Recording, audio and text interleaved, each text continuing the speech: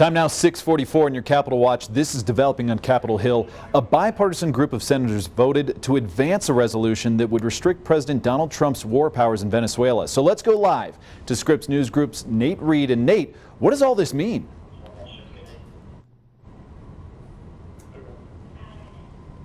Yeah, Tony, this is a sign, not just from Democrats, but also from a handful of Republicans, that they're not happy with the level of information they've gotten about what President Trump wants to do in Venezuela. Now, they have been told by the Trump administration critical details earlier this week in classified briefings about how that operation unfolded on the ground to bring Nicolas Maduro to justice in the U.S. But what lawmakers made clear, mostly Democrats, but a handful of Republicans, is they want more information about exactly what the Trump administration's strategy is in Venezuela and how long we will be involved in that country's affairs. Now, again, a lot of questions here, mostly from Democrats, a handful of Republicans, though, stepping up, voting to pass, or at least voting to advance a resolution to try and limit President Trump's war powers in Venezuela, all while they better understand exactly what his goals are, and furthermore, try to make clear that he doesn't set a precedent that further Democratic or Republican administrations could follow. Take a listen. Even though this will likely be vetoed, do you think you're still sending an important message to the White House here?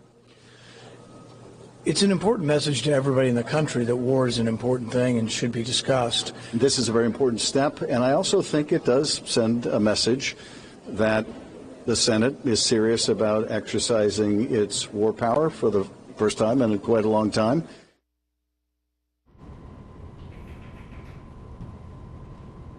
And look, Senator Rand Paul, the Republican from Kentucky, who you heard from there, one of the Republicans, one of the 5 Republicans who voted to advance this bill to limit President Trump's war powers. Now, the president absolutely fuming over this. He posted on Truth Social shortly after that vote happened yesterday, quote, Senator Paul should not be, quote, should never be elected to office again. That from President Donald Trump on Truth Social about some of the Republicans who voted in favor of that war powers resolution. Now, the reality here is, Tony, that this is unlikely to make it to President Trump's desk. And even if it does, President Trump would all but certainly veto it. He would never limit his own powers to conduct foreign affairs and foreign military operations.